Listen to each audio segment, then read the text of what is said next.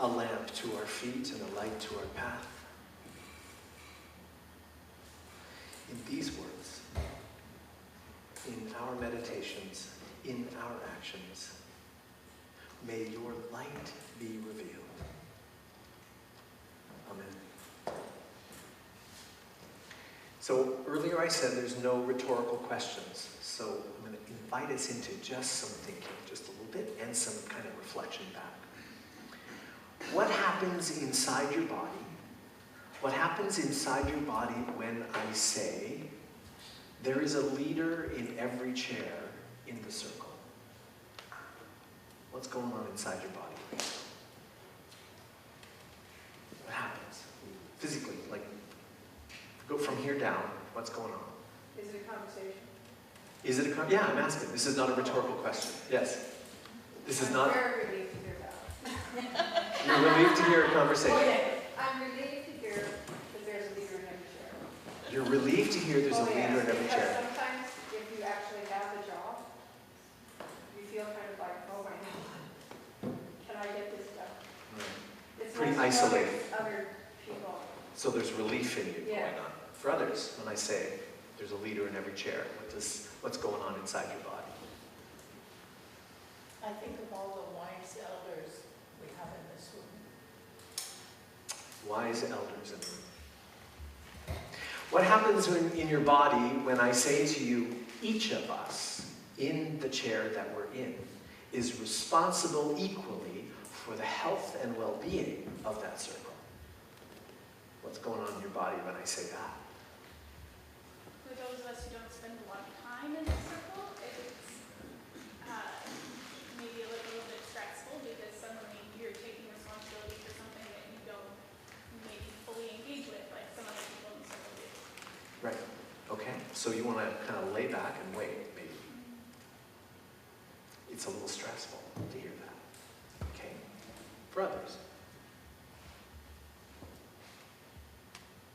What's going on in your body when I say each of you is responsible? Wondering if people have the same understanding and knowledge to make decisions. The same information. Are we all working with the same information? Wondering about that. I wonder, it seems like an opportunity for people to bring the gifts they have. An opportunity for people to bring the gifts that they have. Receive, yeah. It's also a bit of a challenge for, like, I tend to be a bit of a control freak in my life. So it's a bit of a challenge for those of us who are used to taking leadership solely to give pieces of it away to other people. Especially when that's not your kind of default, right? It's challenging when we're in a default position of leadership because you kind of land in it easily. It's hard to let some of that go. So it's like relevant. There's some of us that are just followers, that don't like to be leaders. Right, right. So when I say the health of the circle is dependent on every single person, we all hold a piece of the health of the circle. There is some anxiety, but on the other hand, there's some excitement. We're looking forward to some opportunities as well. So both ends, right? What happens? Say again? Makes you want to step up. Makes you want to step up from where you are, from the place that you are. What happens when I say to you, unless we pull together in the same direction, the circle actually remains inert. It doesn't move. And I would submit that when it doesn't move, it disintegrates. What happens when I say that to you? We actually remain inert, the circle disintegrates. We can't let that happen. We can't let that happen. So, right, leadership is landing on all of us. Yeah. I was whispering to Mom, and then she said I have to tell the whole class. There's a YouTube video. All of my conversation things come from YouTube.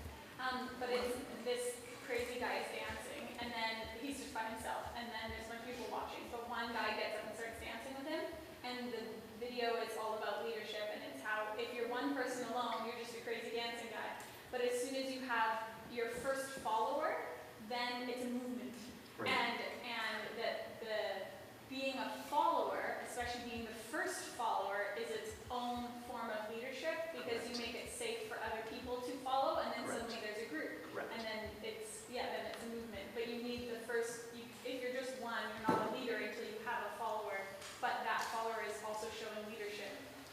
If you want that YouTube video, email me because I have it. It's a great, It's really good, it's yeah. very fun. I'm noticing the election today. Now, I know that it's not lost on me that my even treading on this thin ice in this room full of people who have varying perspectives on how this country should be governed is, it's like risky, right? I know that. But here we are on the last Sunday of exploring leadership through the lens of the Hebrew Bible and King David, and we have an election before us. It would be an elephant in the room to not talk about it. What I'm not going to do is tell you how to vote. That's probably wise. Right? Everybody's going, uh-huh. That's right. That would be wise. What I am going to do is invite you to remember that there is a leader in every chair. You are that leader, every single one of you. I'm going to invite you to remember that the health of the circle is dependent equally on all of us. You are responsible. I'm going to invite you to remember that. There's another question here. I'm going to ask you to take yourselves seriously when it comes to imagining the decision that you make and imagining your spheres of influence. To take yourself seriously with the power that you have to influence around you. I'm going to invite you to think about that. And finally, I'm going to ask you to think about the decision that you make on October the 19th through the lens of having to justify the decision to your grandchildren's grandchildren.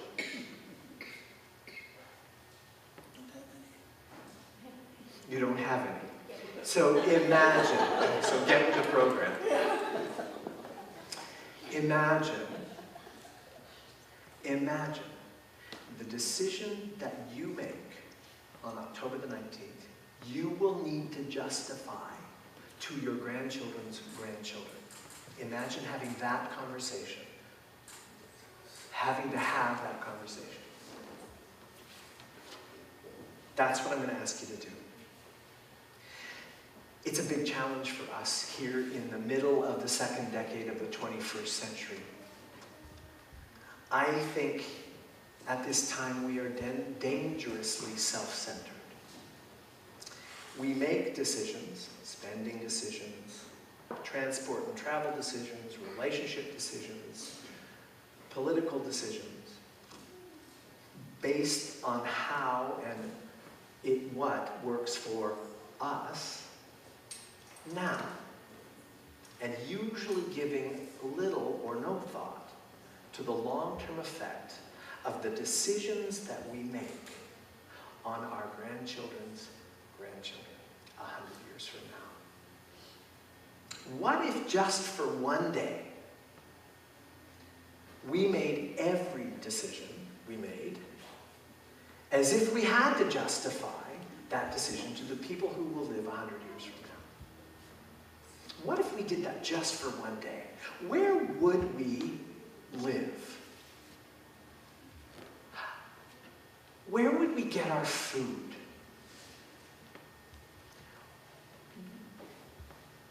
How would we use water?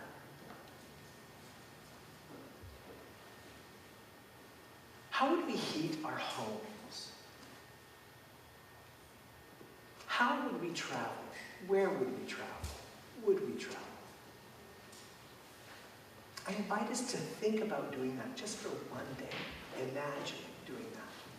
The General Council, the 42nd General Council of the United Church, was held in Corner Brook, Newfoundland. It ended yesterday. Commissioners traveled from across the country to that little dot of land in the eastern farthest reaches of this country, in boats, planes, trains, ferries, Gathering to make decisions about climate change. Gathering to make decisions, social justice decisions, about the lesbian, gay, bisexual, transgendered, Q community. A living apology. Gathering to make recommendations to the General Secretary about working towards a two-nation or a two-state solution in Palestine, Israel. Calling for a public inquiry into missing and murdered Indigenous Canadian women. The commissioners made decisions about changing the shape and the governance of the United Church of Canada. Launching a study for the National Church to consider one order of ministry. Finally, the Right Reverend Jordan Cantwell, a parish minister from Saskatchewan, a woman, was elected and installed as the 42nd moderator. The details of the General Council are online, gc42.ca. I think that's the website. Go read it. It's actually really interesting. And there's really good videos of these people making hard decisions. People like you and me, ministers, layfolk, you and me, making decisions on behalf of this denomination, gathered to discern God's call at this time. And what if we were able to look back and make every decision from the future, a future imagined? What if we could make decisions based on the preferred future looking backward?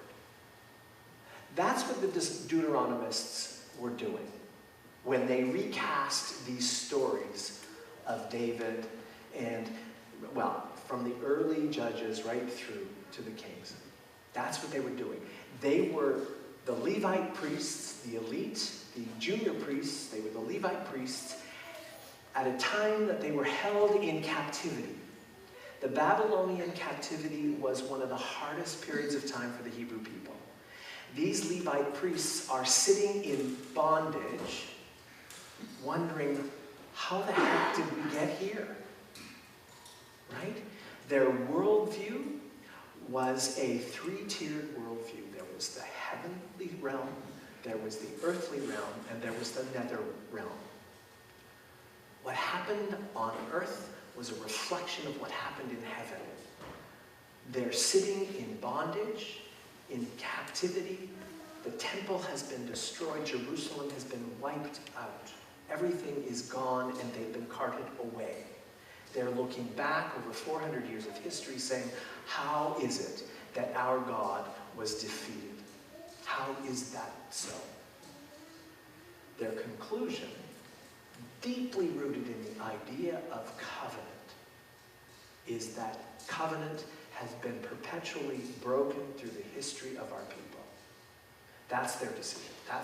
That's the lens through which they rewrote history.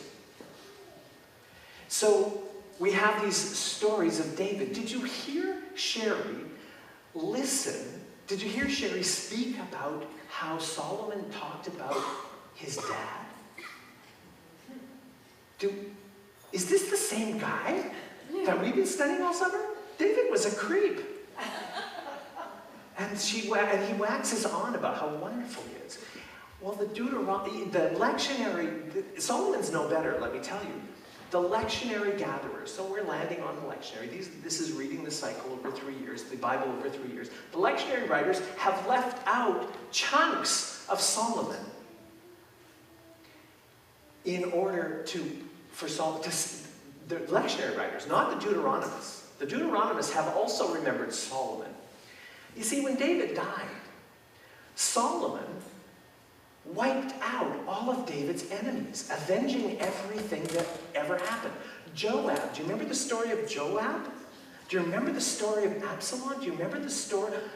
He's banished or killed, avenging his father's kind of reign. He's wiped out all his enemies. And then he asks for wisdom. Seriously? That's what's happened. And the lectionary gatherers didn't want us to read that stuff. Solomon marries an Egyptian wife. Do you remember when Sherry said he worshipped in the high places? High places is biblical code for every other place, worshiping every other god, not Yahweh, God of the Hebrew covenant. The high place. So Solomon is the one who's introducing different gods and different ways of understanding religious tradition. Carte blanche. It's like wide open season. And so the Deuteronomists who are sitting in Babylon, in captivity, are remembering, oh right, broken covenant. Started with David, started with Solomon, all the way along. Broken covenant. Big piece to remember in this story.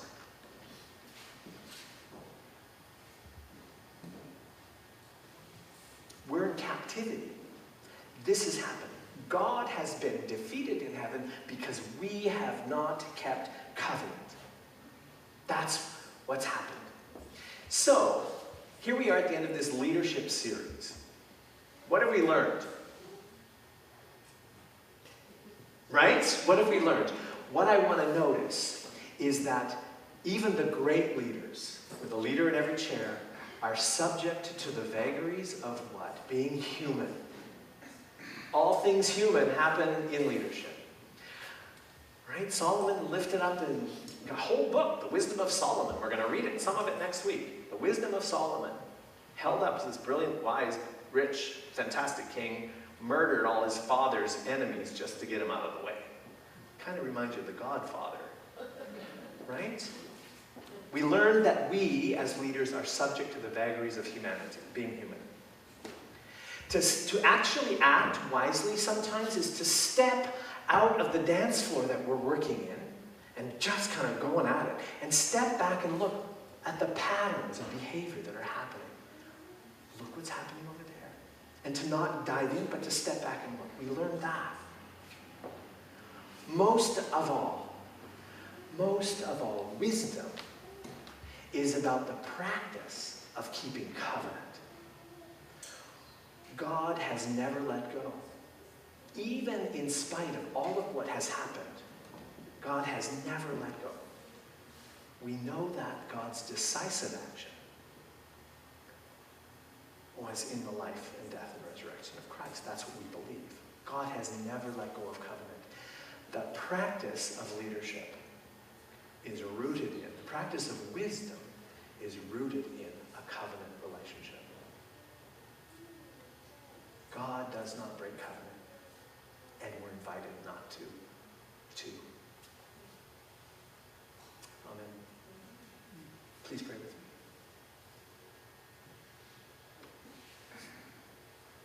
Holy One, you keep covenant. You keep holding your hand out, and the days we reach back are full and alive. And even when we don't, you continue to hold your hand out. This is good news. May we remember this in our open hearts and our open minds for the changing